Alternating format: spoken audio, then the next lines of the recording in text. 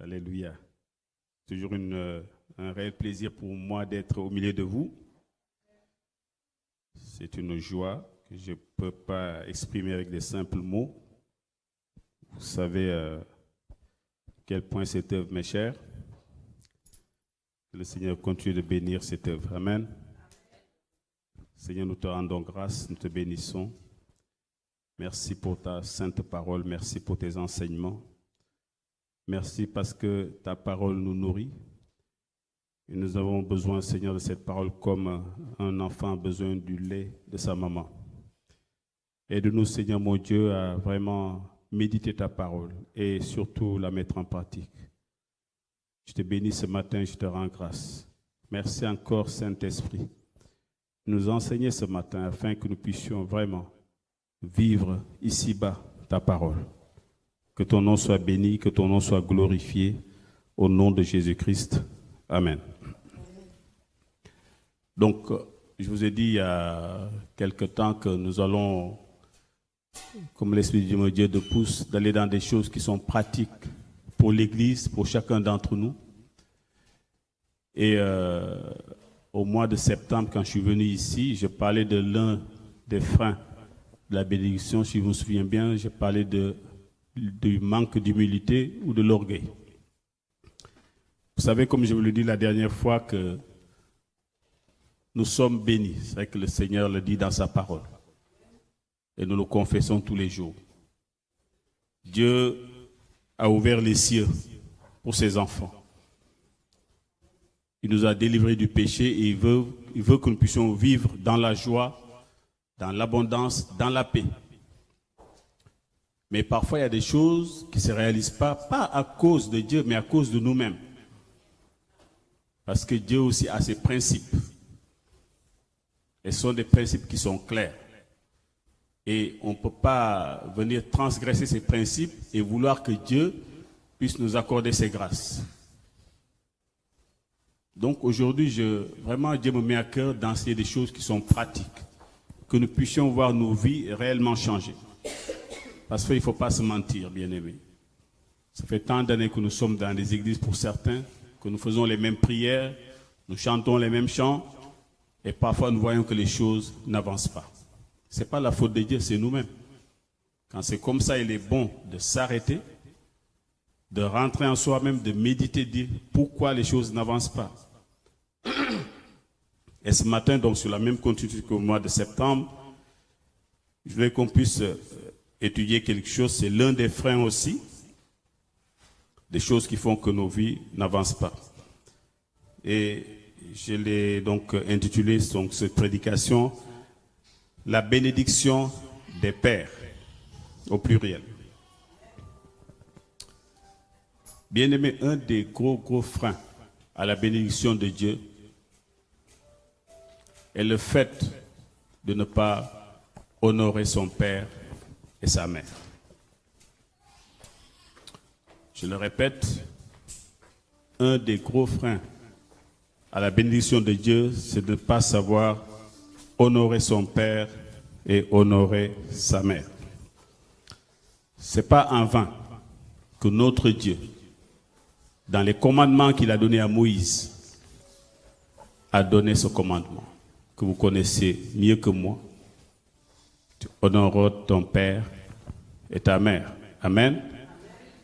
Est-ce que nous pouvons nous lire dans Deutéronome, chapitre 5, verset, je crois, à partir du verset 5.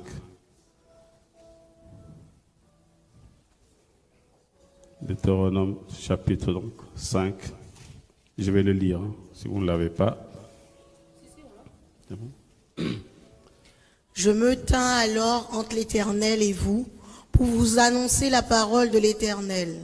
Car vous aviez peur du feu et vous ne montâtes point sur la montagne. Excuse-moi Valérie, là. C'est plutôt verset 5, chapitre 5 et verset 16. Alors, attendez. À moins que moi-même. Voilà, c'est ça. Deutéronome 5, verset 16. Excuse-moi. Honore ton père et ta mère comme l'Éternel ton Dieu te l'a ordonné, afin que tes jours se prolongent et que tu sois heureux dans le pays que l'Éternel ton Dieu te donne. Amen. Honore ton père et ta mère comme l'Éternel ton Dieu te l'a ordonné. Vous avez vu les conséquences? Afin que tes jours se prolongent. Ça ne s'arrête pas là, parce qu'on a souvent de dire que c'est le seul commandement qui est suivi de promesses. Mais dans la promesse, on a souvent retenu afin que tes jours se prolongent. Mais il n'y a pas que ça. Et que tu sois heureux dans le pays que l'Éternel ton Dieu te donne. Imaginez maintenant ce verset-là. Vous le mettez à l'un, vous n'honorez pas votre père et votre mère. Regardez les conséquences. Afin que tes jours se prolongent, et que tu sois heureux. Donc, si on ne fait pas ce que Dieu nous donne, c'est l'inverse qui va se passer. Et un des réels problèmes de la jeunesse aujourd'hui, partout dans le monde, je parle d'abord des jeunes parce que beaucoup ont encore la chance de voir leurs parents vivre, c'est ce problème-là. Beaucoup de jeunes ne savent plus honorer leur père et leur mère. Et on voit les conséquences. On vit dans des pays, surtout que ce soit ici en Europe ou en Afrique, c'est pareil. Des jeunes qui meurent, on ne sait pas comment. Ou qui se retrouvent parfois dans la drogue ou autre chose, des choses mauvaises.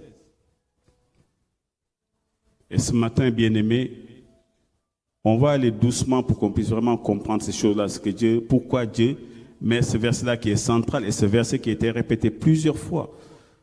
Jusqu'au Nouveau Testament, vous allez voir encore ces rappels. Vous allez le voir dans Marc, vous allez le voir dans Jean, même au niveau des épîtres, on voit ces choses-là qui reviennent encore. Honore ton père et ta mère. Parce que, vous savez, bien-aimé, le père, je parle de la bénédiction du père ici. Le père représente ici le prolongement de Dieu, qui est notre père ici-bas. Et j'ai beaucoup médité ces temps-ci. Je vais vous dire pourquoi, parce que même avec votre pasteur, je n'arrête pas d'en parler souvent des parents. Et malheureusement, nous qui sommes convertis, sincèrement, bien-aimés, le diable a fait des dégâts, nous a fermé les yeux.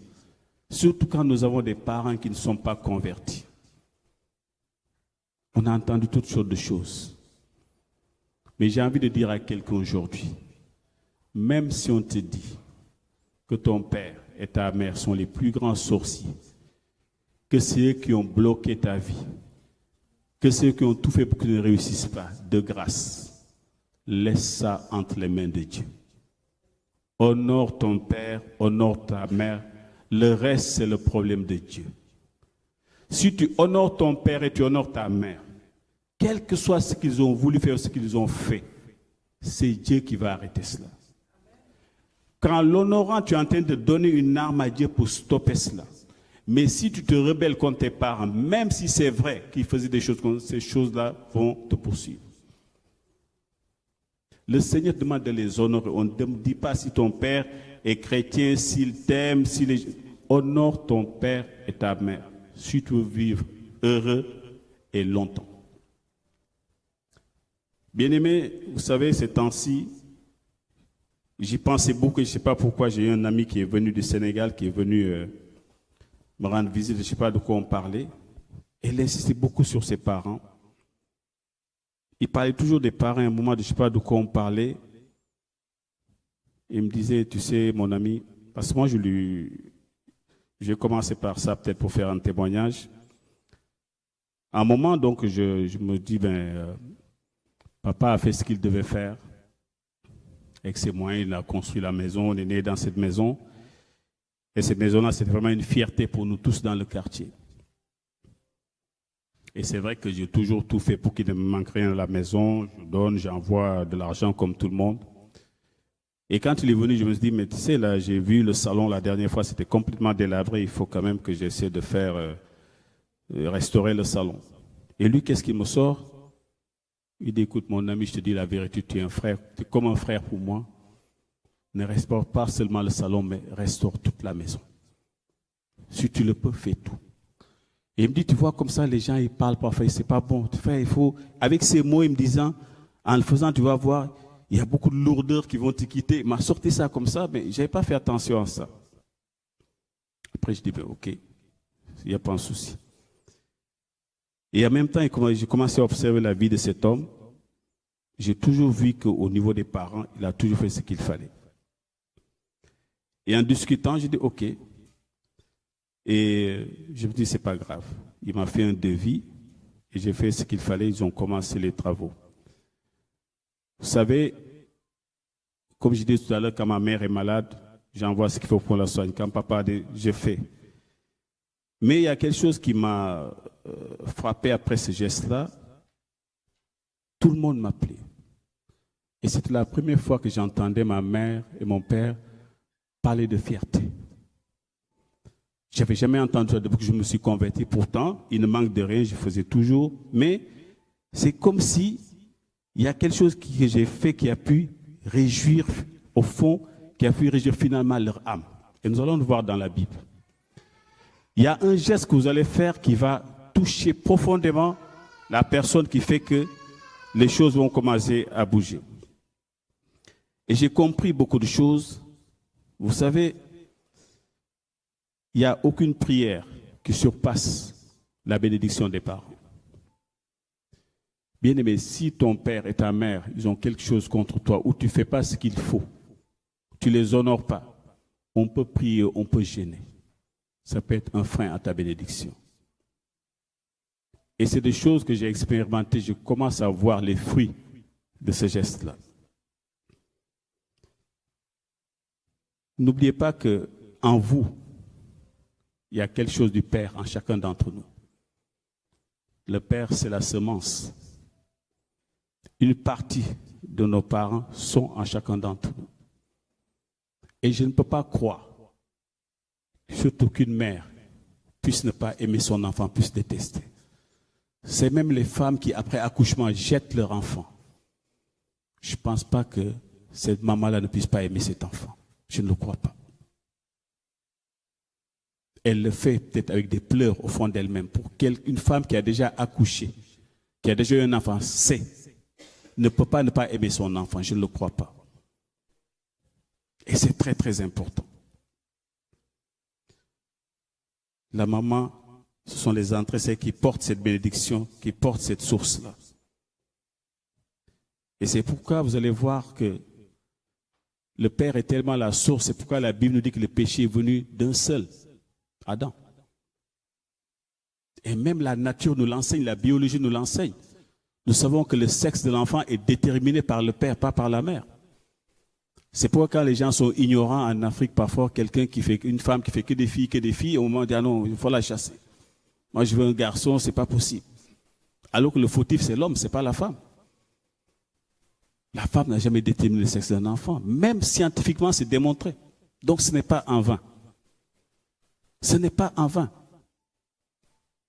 Et ça explique pourquoi Christ est né d'une vierge. Parce que s'il y avait une relation entre Joseph et Marie, Jésus n'aurait pu sauver personne parce que le péché serait aussi en lui. Bien-aimés, que Dieu nous aide à honorer nos parents. Je peux vous dire, c'est une clé. C'est quelque chose qui est fondamental dans la vie d'un homme. Et honte à nous, parfois les païens l'ont compris mieux que nous. Je vous dis, j'entendais comme une voix du Seigneur me dire, il y a quelque chose qui reste à faire, quelque chose qui réjouit le cœur. Ce n'est pas les mandats qu'on envoie là tous les mois. Ça, on fait que notre devoir. Le papa, il reçoit, c'est gentil, il achète un sac de riz, c'est bien. Mais il y a quelque chose qui est là, qui doit réjouir l'âme. Et nous allons le voir. Est-ce qu'on peut prendre la Bible donc dans le passage que nous connaissons bien dans Genèse 27? Partir donc du verset 1. Genèse 27.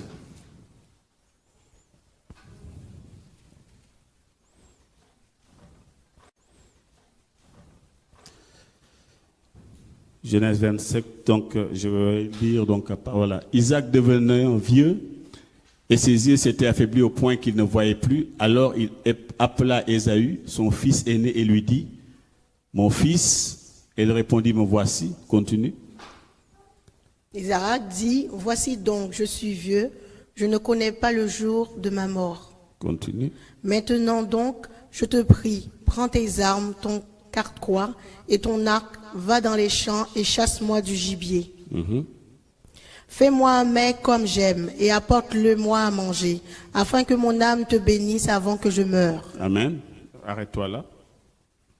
Entre nous, est-ce que pour bénir ton enfant, tu as besoin qu'il t'apporte quelque chose? Tu as besoin forcément d'abord qu'il t'achète un cadeau, ou bien qu'il t'apporte à manger d'abord avant de bénir cet enfant en tant que père ou mère? Non, forcément. Donc si Isaac plutôt en train de dire ça à Ésaü, ça paraît quand même bizarre. C'est comme s'il lui dit, cette bénédiction est conditionnée par quelque chose. Il faut d'abord que tu fasses quelque chose pour que je puisse te bénir. Mais il ne faut pas le comprendre comme cela. Il lui dit d'abord, fais-moi un mets comme moi je l'aime. Que je mange d'abord et puis après, que je puisse te donner cette bénédiction. Et avant de mourir, que je te bénisse moi-même. Il y a comme une répétition. Dans ma Bible ici, il y a une version qui dit, que je te bénisse moi-même, c'est comme si on entend dire, afin que mon âme te bénisse. C'est un papa. Même s'il n'avait pas amené à manger, il peut le bénir, c'est son fils. Mais il y a une révélation, il y a quelque chose qui se cache derrière ça. Apporte-moi d'abord à manger, fais-le comme je l'aime, et afin que maintenant que je puisse te bénir avant de partir. Afin que, au fond de moi, je sois touché. Que mon âme puisse se réjouir. Et que je puisse te réjouir. Vous savez, quand une âme est réjouie, parfois on n'a même pas besoin de parler. Là, même si, après vous allez voir les paroles que Isaac va prononcer, mais même s'il n'avait pas prononcé ces paroles, le fait que seulement son âme s'est réjouie déclenche la main de Dieu. Cette prière était déjà scellée, depuis cette bénédiction avait été scellée, Dieu devait bénir. C'est vrai que c'est Jacob qui va hériter de cette bénédiction-là, mais il a fallu que ce plat-là, qu'on puisse l'amener au papa. C'est comme si, avant de faire, j'ai besoin que mon âme soit réjouie, j'ai besoin d'une bonne émotion, de quelque chose qui est au fond de moi, une joie qui fait que je puisse te donner cette bénédiction. Surtout avant de mourir. Je sens que je vais partir. Bien aimé, s'il y a encore des personnes dans cette salle qui ont encore, ne serait-ce qu'un des parents qui est encore en vie, je te dis ce matin, rends grâce à Dieu. Si ta mère, ton père ou les deux qui vivent encore, rends grâce à Dieu. Ce n'est pas trop tard. Avant qu'il ne ferme les yeux, parle-lui. Fais tout pour que son cœur soit réjoui. On se verra après. Tu vas me dire ce qui s'est passé. Fais tout pour que son cœur se réjouisse. Moi qui vous parle, bien-aimé, j'étais un rebelle. Rebelle dans le sens où j'étais toujours dans la contestation avec mon père. Je n'étais pas d'accord depuis que j'ai connu Christ. Comme on ne suit pas les mêmes voies, parfois je le reprenais même sans amour. Parce qu'on partage les mêmes choses. Quand il parlait au téléphone, parfois ma femme me demande à qui tu parles. Parce que je ne suis pas d'accord, je haussais le ton. Il n'y a pas longtemps, je l'ai appelé pardonne-moi. Toutes les fois où j'ai élevé la voix contre toi, pardonne-moi. Même si parfois j'avais raison, ce n'est pas ça le problème. Parce que je veux qu'avant les deux parents ferment les yeux, qu'ils puissent partir en paix. Qu'ils puissent dans leur cœur, même s'ils ne disent pas, ils n'ont pas besoin de prononcer des paroles, mais si leur âme s'est réjouie, rien que ça commence à déclencher la main de Dieu. Il y a beaucoup de choses qui étaient là, on n'a même pas besoin de prier. Parce que les parents, c'est quoi? Dieu regarde le monde entier. Il dit, ma sœur Inocia, tu vas être née de cet homme et de cette femme. Il n'y en a pas 10 000. Il a choisi un homme et une femme. Il dit, c'est eux qui vont être tes parents. En les honorant pas, tu es en train de dire à Dieu, tu t'es trompé. Tu es en train de dire à Dieu, tu t'es trompé. Donc, qu'il soit sorcier, qu'il soit... C'est pas ça le problème. C'est Dieu qui a choisi ces parents-là pour toi. Donc, en les honorant, tu es en train d'accomplir la parole de Dieu, en train de dire, Seigneur, tu as bien fait de les avoir choisis. Et malheureusement, dans nos églises, surtout dans les églises, nous, dans les églises africaines, dans les églises, en général, le peuple noir, dès qu'on s'est converti, on a mis tout dans nos têtes. Il y a tellement de choses qu'on dit, des malheurs qui viennent des arrière-parents, même si ton père, je dis aujourd'hui, c'était le plus grand prêtre vaudou de Haïti, honore-le. Laisse le reste à Dieu. Honore-le. Parce que tu accomplis la parole de Dieu et Dieu se charge du reste. Regardez quand Isaac a bien mangé. Regardez les paroles qui sortent de sa bouche. Genèse 27, à partir du verset 28. Que Dieu te donne de la rosée du ciel et des sources de la terre, du blé et du vin nouveau en abondance, que tes peuples te soient asservis et que des nations se prosternent devant toi. Sois le maître de tes frères et que les fils de ta mère se prosternent devant toi.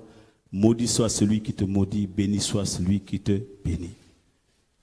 Isaac ici est en train tout simplement de répéter les choses que Dieu avait prévues d'avance. Mais est-ce qu'on s'est toujours posé la question, pourquoi il y a eu tout ce scénario? Pas besoin de ça. Tu es mon père, tu me bénis, tu parles, tu libères la parole. Pourquoi d'abord je dois aller chercher le gibier pour toi? Il faut que tu manges d'abord et puis après seulement tu vas me bénir avant de mourir. Et voyez-vous, le père et Rebecca a entendu cela. Parce que Rebecca savait que la domination était pour Jacob. Mais il a entendu cette parole. Donc elle s'est précipitée de dire à Jacob de se déguiser. Vous connaissez la suite. Mais il y a quelque chose que nous avons médité dans ce petit passage-là. Ce n'est pas tant le fait de manger, non. Mais il fallait que l'âme du Père se réjouisse. C'est pourquoi, bien-aimés, si vous ne voulez pas donner, ne vous donnez jamais, mais donnez toujours avec joie. Ça aussi, c'est une autre leçon. Il y a une sœur qui m'a posé une question un jour en disant, mais je ne comprends pas nos parents, là, chaque fois on envoie des Western Union, on fait beaucoup, mais on n'est jamais béni. Je n'ai pas fait attention à cette parole-là. En retour, on n'a rien, quoi. On donne, et puis voilà. Et ces temps-ci, j'étais en train de réfléchir à beaucoup de choses. On donne, mais avec quelle émotion? Allez dans un centre de Western Union, regardez la tête des gens. Ils donnent, mais ils sont fâchés. Ils sortent, mais c'est toujours les mêmes pas. Ah oui, non, ils pensent qu'on ramasse l'argent ici. Donc je donne sans joie. C'est comme si je prends l'argent, je parle. Allez, tenez, débrouillez-vous. C'est comme ça que ça se passe. Je vous dis, si vous ne pouvez pas, dites, pour l'instant, je ne peux pas. Mais quand vous le faites, essayez de le faire avec joie. Je l'ai compris il n'y a même pas 6 mois. J'étais comme tout le monde. Énervé chaque fois que je sors. En plus, ils n'appellent même pas pour dire merci. Même un SMS pour dire j'ai reçu. Non, il faut que tu appelles derrière. Ah oui, j'ai reçu. Mais bon, c'est comme si ça ne suffit pas. Et j'ai remarqué que c'est tous les Africains, tous les gens qui avaient... Personne ne sort en chantant, en dansant. Les gens sortent énervés. En fait, ça devient comme un sacrifice. Le don n'a jamais été... Non, ce n'est pas un sacrifice. Il faut donner avec joie. C'est pourquoi le papa, là, il fallait que son cœur soit régi pour que la parole sorte. Et ça, j'ai constaté ça. Quand la sœur m'a dit ça, je n'ai pas fait attention, mais c'est que beaucoup de gens, on ne reçoit pas en retour. Et Dieu sait que les Africains envoient. On calcule, on dit c'est plus que l'aide au développement en Afrique. Les mandats, les transferts d'argent que les gens font pour les parents, c'est énorme. C'est plus que l'aide de la France pour l'Afrique. Et pourtant, les gens ont toujours des problèmes. Et je me rends compte qu'il ne faut jamais donner avec ce cœur-là. Jamais. Parce que quand Jésus dit qu'il y a plus de joie à donner qu'à recevoir, il y a plein de choses qui sont cachées derrière. Ce n'est pas seulement je donne, il y a beaucoup de choses. Et cette récompense qui est derrière, qui doit arriver, cette récompense aussi est liée À comment je donne. Je donne, je suis énervé même quand je voulais envoyer, c'est bon. Hein. Dans la voix, la personne qui reçoit sent que vous n'êtes pas content.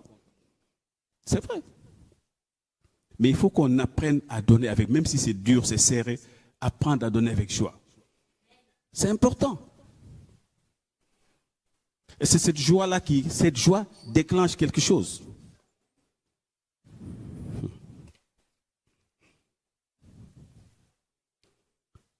Isaac est en train de dire ici, donne-moi ça, fais-moi manger afin que mon âme te bénisse avant que je meure.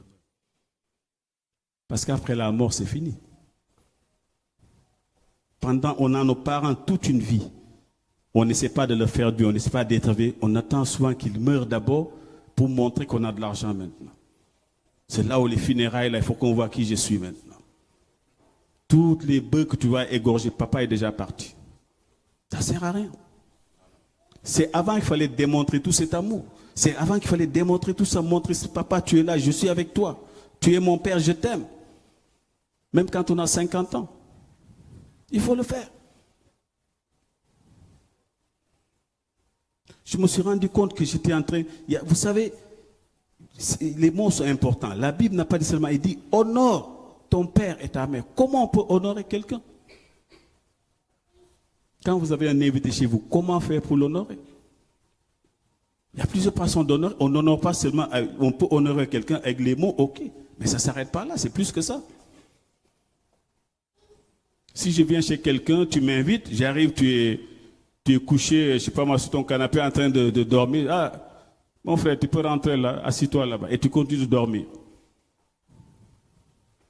Au bout du moment, tu es là. Ah, tu veux un verre d'eau là? Mais est-ce qu'en sortant, tu dois dire le frère ou la sœur m'a honoré? Non. Mais si je viens, tu sais que je dois venir, tu as préparé la maison, tout est propre, la table est dressée, tout, je viens, tu sais ce que j'aime. Tu connais ce que j'aime. Ce sont des choses qui sont extrêmement importantes. Bénir quelqu'un avec une âme qui est réjouie. Proverbe 23, verset 25. Valérie.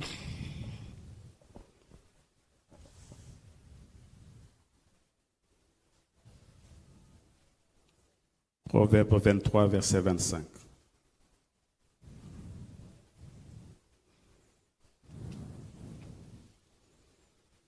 Sinon, je vous le lis si je trouve avant. Que ton père et ta mère se réjouissent, que celle qui t'a enfanté soit dans l'allégresse. Amen.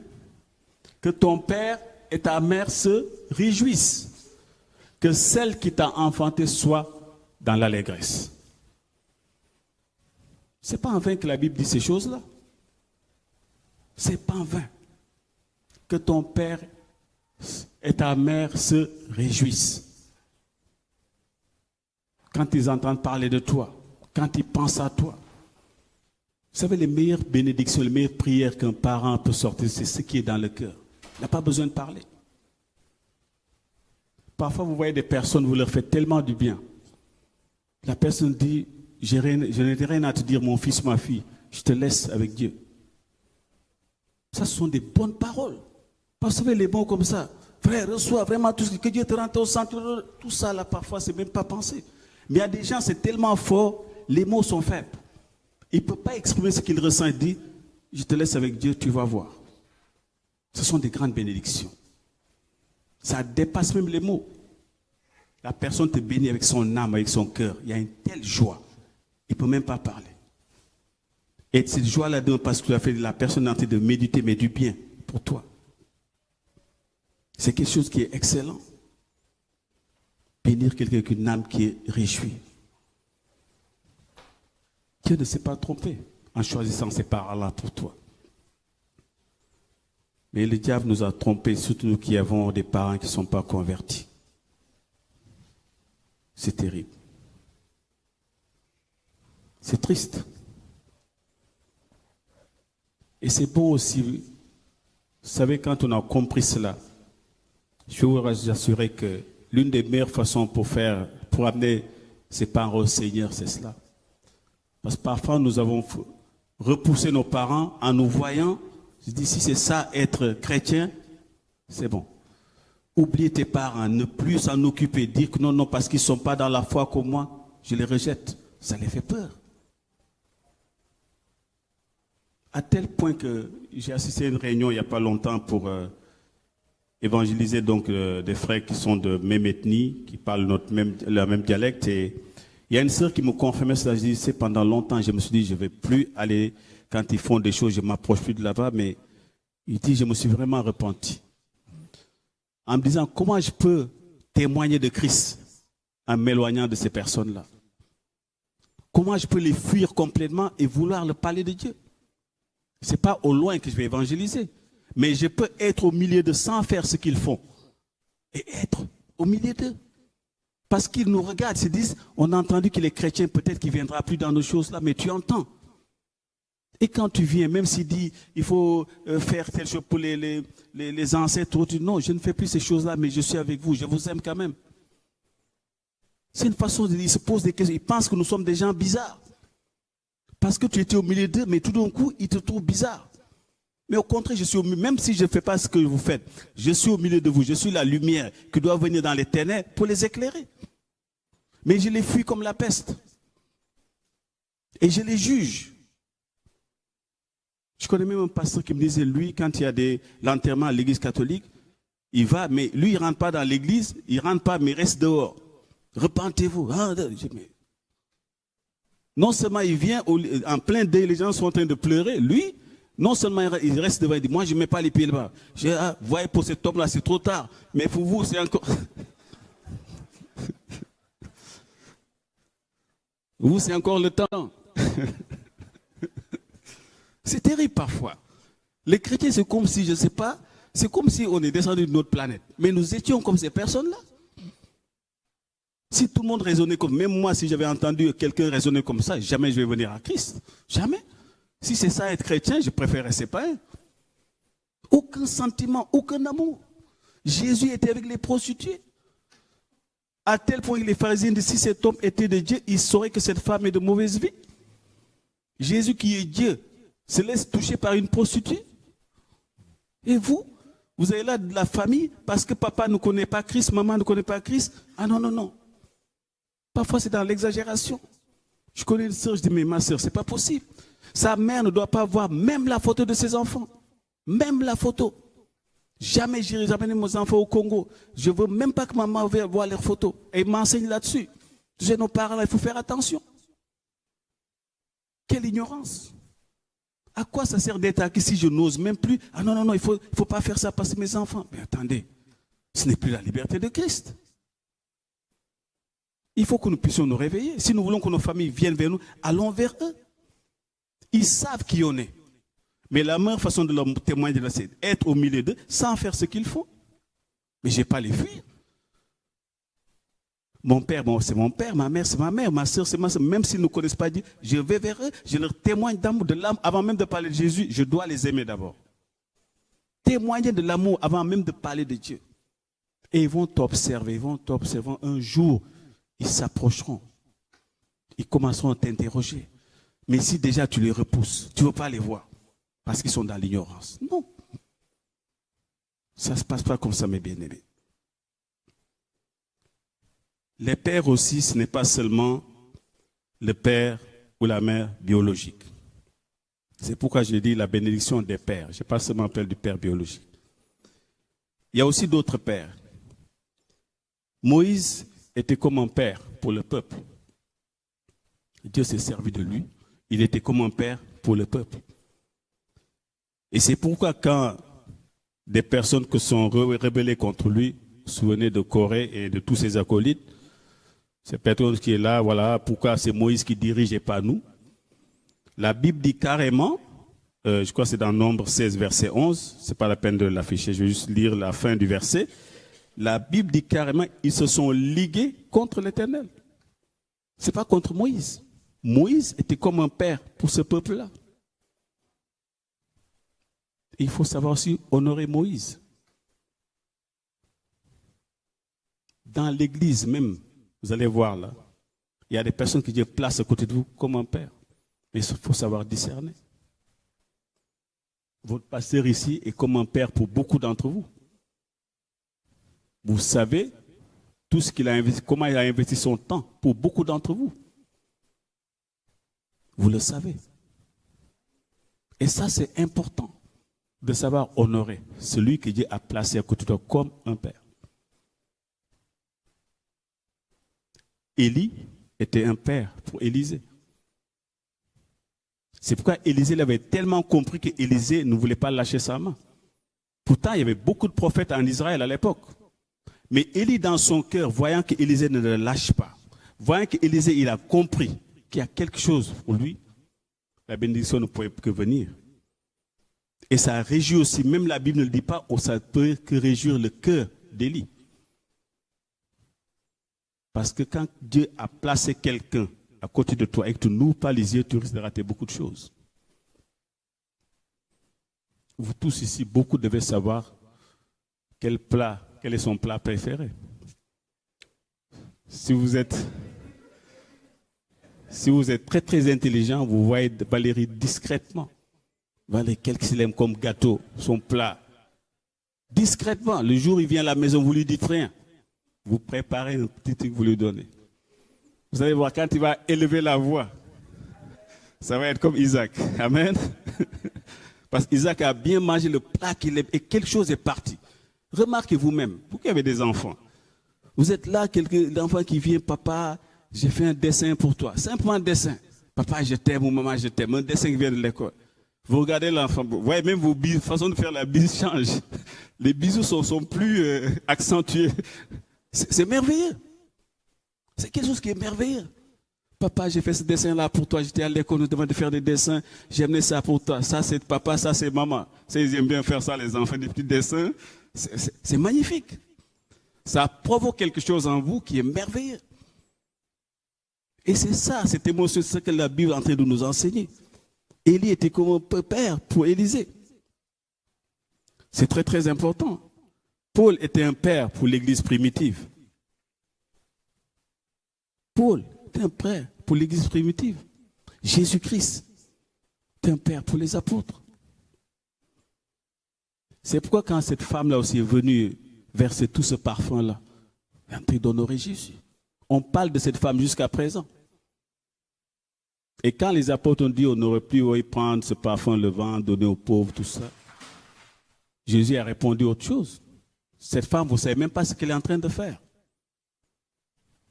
Honorer, c'est très important. Honorer, il y a un côté qui est démonstratif dans le fait d'honorer quelqu'un.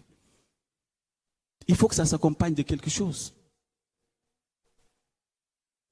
Paul va le dire donc dans 1 Corinthiens 4, verset 15.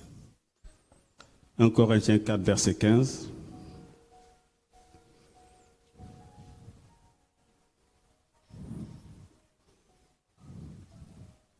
« 1 Corinthiens 4 au verset 15.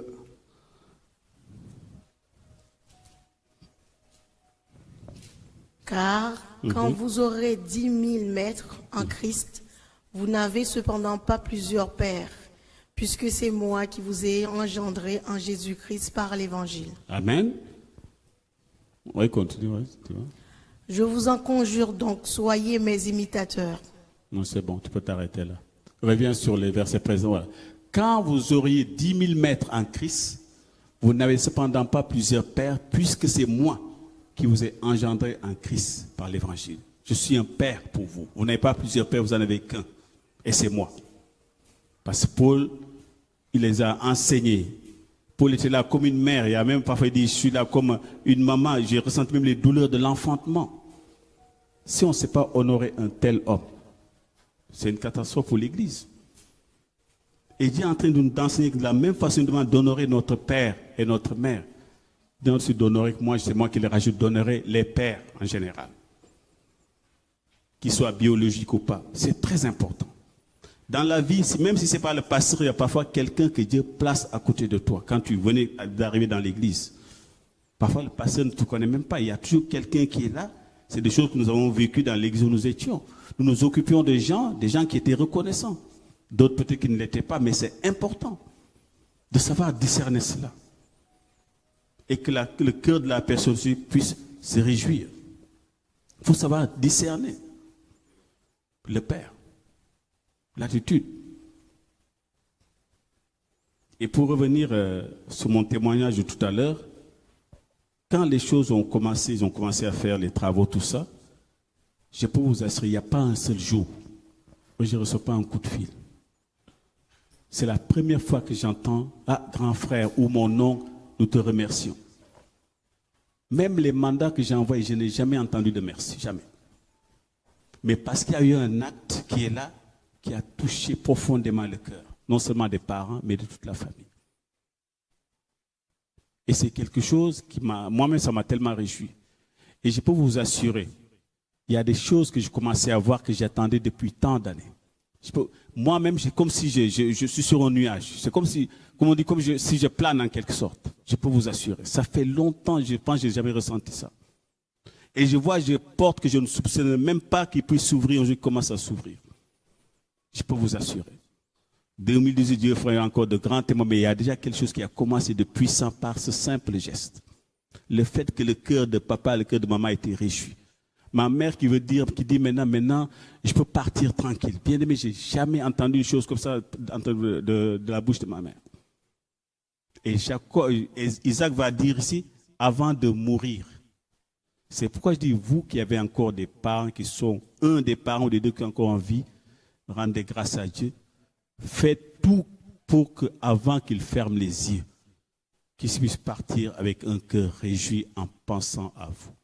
Il n'y a pas une prière qui surpasse la joie d'une mère, la joie d'un père pour son enfant. Je peux vous l'assurer. C'est pourquoi on dit chez nous, il y a un proverbe qui dit, une maman ou des parents ne doivent jamais se fâcher contre leurs enfants. On dit chez nous, si ta mère ou ton père meurt avec une colère contre toi, mon ami, on peut t'imposer nos 4 mains avec Jean, ça ne marchera pas. Il pose sa main, les deux, on pose les 4 mains, on crie, on va se fatiguer, rien ne va se passer.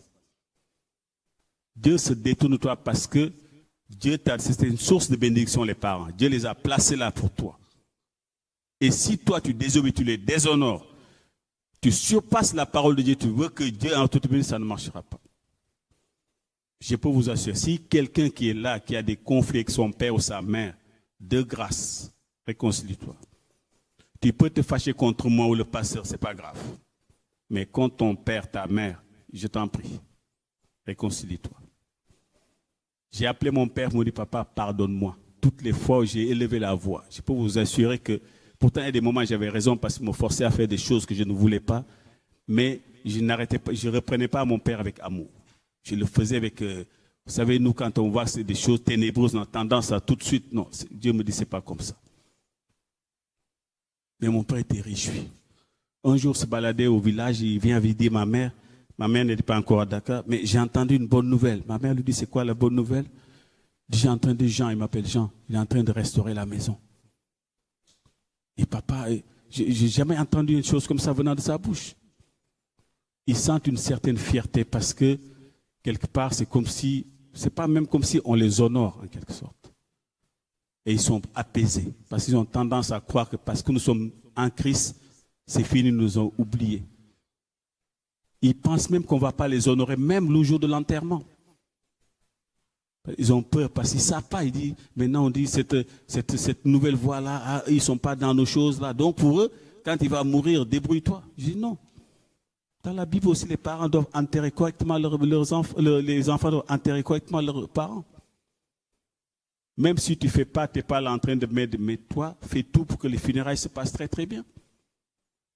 J'ai vu des gens, même des pasteurs. On dit que son père a bloqué sa vie, son père est un grand sorcier. Il n'a même pas daigné assister aux funérailles de ses parents, de son père. Il n'a pas voulu se déplacer, aller au moins le dernier honneur. Pendant toute ta vie, tu t'es pris la tête avec ton père, tu ne vous parlais pas. Au moins le jour de sa mort, fais quelque chose. Le fait de quitter la France, d'aller jusque là-bas, même les gens qui entendent qu'on sait qu'il est pasteur, il n'est pas dans nos choses-là, mais il est quand même venu honorer la mémoire de son père. Ce sont des choses qui sont importantes. Où est-ce que la Bible a interdit d'aller au cimetière, s'incliner devant la tombe de ses parents? Ah non, non, moi je ne fais pas la dîme, il ne faut pas parler avec les morts. Je ne parle pas avec les morts.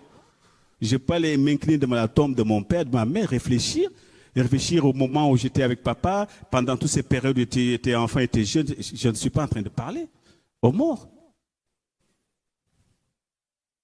Qu'est-ce qu'il y a de mauvais à aller fleurir la tombe de son père ou de sa mère? Ou est-ce que c'est interdit dans la Bible? Je suis désolé. Non, non, en faisant ça, tu parles, il n'y a plus, non, il n'y a plus personne là, il n'y a que le... ah non, non, non, non, c'est pas ça. Je suis un être humain, j'ai des sentiments. Je peux aller là-bas méditer, me rappeler de beaucoup de choses, des moments où on a passé avec papa. C'est pas que je suis en train de prier pour papa. Il est déjà mort. Mais rien ne m'empêche aussi, j'ai quelqu'un qui a des émotions, je peux aller me balader et c'est pas pourquoi je suis contre, je suis en train de parler aux morts ou quoi que ce soit. Est-ce que c'est interdit? Mais aujourd'hui, je pense qu'on a été aveuglés sur beaucoup de plans. Mais je nous en prie, apprenons à honorer nos parents. Apprenons aussi à honorer les pères qu'il y a placés sur notre chemin. Parce que le père, c'est celui qui nourrit, c'est celui qui guide, c'est celui qui ne voit même pas les sacrifices au niveau du temps. Je parle souvent des pasteurs ou des serviteurs de Dieu. Je ne parle pas des gens qui utilisent la parole pour dire, voyez-vous, avant de faire quelque chose, Élie a dit, il faut faire ça. Non, je ne parle pas de ces gens-là qui vous escroquent, je ne parle pas de ça. Élie n'a pas demandé à la dame aussi des choses qui sont impossibles. Hein. C'est un tout petit gâteau juste pour pouvoir, voilà. Ce n'est pas quelqu'un qui vous dit, videz votre compte bancaire. Je ne parle pas de ces gens-là. Un véritable père, il ne demande pas cela pour lui-même, il demande cela, c'est pour vous. Le plat que Ésaïe va préparer, que Isaac et Jacob plutôt par rapport à Rebecca, ce n'était pas forcément pour Isaac. Le cœur d'Isaac s'est réjoui, mais le bénéficiaire c'est qui? Ce n'est pas Isaac. C'est Jacob qui a bénéficié de cette bénédiction. Le fait que le cœur du pasteur se réjouit parce que vous avez, en disant tout à l'heure, vous lui avez fait un petit gâteau qu'il préfère, ce n'est pas plus pour lui. C'est ce qui va sortir après de son cœur. Parce que cette joie qui est dans son cœur va déclencher la main de Dieu. Et celle-là, c'est pour vous, ce n'est pas pour lui. Il est en train de vous dire simplement, ça c'est comme quelque chose que je dois utiliser pour libérer la puissance de Dieu dans vous, tout simplement. Quand Paul parlait des dons qu'il faut donner à l'église, des dons, Paul dit, mais ce n'est pas que je cours après les dons. Mais quand je me présente devant Dieu, je dis, Seigneur, voici ce que ton fils, ce que ton église a fait. Pas pour moi, mais pour toi. Afin qu'il y ait quelque chose qui puisse déclencher la main de Dieu dans vos vies. Amen. Bien-aimé, que le Seigneur nous aide ce matin. Que nous puissions nous souvenir que Dieu a un plan pour chacun d'entre nous. Si les parents n'étaient pas importants pour Dieu, je pense que Dieu aurait pu faire tomber les gens comme ça, comme la pluie. Quand ton jour arrive, tu tombes du ciel et puis voilà, tu es né. Mais ça, malheureusement, ça ne se passe pas comme ça. Donc si Dieu utilise des personnes pour que toi tu naisses, ça a un sens. Il n'y a pas de canal de bénédiction plus puissant que celui des parents. Ça n'existe pas. C'est pourquoi quand on méprise nos parents, on est en train de mépriser le canal par lequel Dieu passe pour nous bénir. C'est très important. Réveillons-nous. Ayons de l'amour pour ses parents. Ayons beaucoup d'amour, de compassion pour eux. Et notre façon même de prier pour eux va changer. Parce que quand je prie, parce que j'aime cette personne, cela change, je ne juge pas. Nous avons été éclairés, c'est pourquoi nous sommes venus à la lumière. N'oublions pas qu'eux, ils ne connaissent pas encore Christ. Donc on ne peut pas les juger. Jamais dans les Écritures, là, dans les épîtres, vous allez voir les épîtres de Paul ou quiconque, on critique les gens qui ne connaissent pas Dieu. Les épîtres s'adressent aux églises. Les épîtres ne s'adressent pas aux gens du monde. Les gens du monde, la Bible déclare qu'ils sont étrangers aux choses de Dieu. Ils ne les connaissent pas. Donc que vraiment le Seigneur nous aide ce matin. Et s'il y a vraiment quelqu'un qui est en conflit avec ses parents, ou qui n'étant pas en conflit aussi, peut-être que vraiment c'est pas ça. Il n'arrive pas à honorer ses parents, c'est le moment de faire un geste. Toi qui as encore tes parents qui sont en vie, l'un au moins qui est en vie, profite-en. Et je peux t'assurer que tu vas voir la main de Dieu libérée dans ta vie comme jamais. Ça, je te dis, on en reparlera en 2018 si tu le fais dès aujourd'hui même. Prépare déjà à ton cœur. Tu verras, mais je peux te dire pour certains, tu vas voir ta mère ou ton père d'une telle émotion que toi-même tu ne soupçonnais pas. Tu pensais que ta mère ou ton père avait un cœur dur. Mais tu verras ta mère fondre sous tes yeux. Tu ne comprendras pas. Parce que peut-être ça fait longtemps que maman ou papa attendaient ce geste venant de ta part. Je te parle ce matin vraiment au nom de l'Éternel. Fais-le. Il y a des clés pour que cette bénédiction de Dieu tombe et ça fait partie de ces clés-là. Honorer son père, honorer sa mère. Afin que non seulement tu vives longtemps, mais que tu vives heureux. C'est très important. Que tu vives heureux dans le pays où l'Éternel te placera. Partout où tu seras. Même si tes parents sont loin de toi, fais tout. Le téléphone existe. Et les paroles aussi qui ne tombent pas. Quand ils vont entendre ces paroles-là, ils sauront que quelque chose a changé. Vous savez, pour vous faire rire, quand il y a une cousine là-haut chez qui vit mon petit frère, donc quand ils ont appelé ma mère, et ma mère racontait tellement comment elle était contente, et elle n'a pas compris ce qui s'est passé. Il y a la cousine qui a dit non, c'est moi, j'ai été voir un marabout là. Je sais pas, pour toucher son cœur, pour qu'il puisse pourrir. Mais en même temps, quand j'ai entendu ça, c'est vrai que pour eux, c'est comme un miracle, parce qu'ils ne s'attendaient pas du tout à ça. En plus, je n'ai pas prévenu, je n'ai rien dit. Tout d'un coup, ils ont vu des gens commencer à amener des choses de gauche à travers. Vous savez, c'est une grande surprise pour eux. Et en même temps, j'ai appris à accompagner ça avec des mots. J'entends maman est malade, je cours. Maman, j'appelle le médecin, il va venir, t'inquiète pas, tu vas. Et ça change beaucoup de choses. Et j'ai appris à évacuer tout ça. Ne pas regarder parce qu'ils ne connaissent pas Christ, mais voir d'abord que je dois mettre la parole de Dieu en pratique en les honorant. Avant qu'ils ne ferment les yeux. Surtout, c'est comme si Dieu me disait, tu les as encore les deux en vie, profite-en. Il ne faut pas qu'ils ferment les yeux sans qu'ils puissent te bénir du fond de leur cœur. Amen.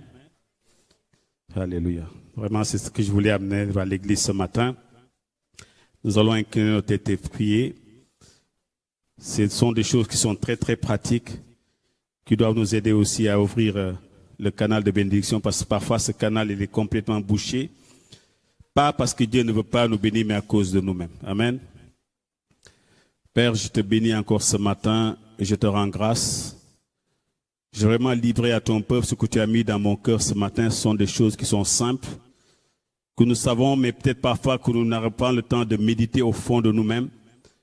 Je te bénis, Seigneur mon Dieu, pour nos parents, pour ceux qui ont encore des parents qui sont en vie. Nous voulons vraiment encore ce matin les bénir du fond de notre cœur. Et de dire vraiment, Père, que nous les aimons. Nous voulons, peut-être que jusqu'à présent, nous ne les avons pas honorés comme toi tu le dis.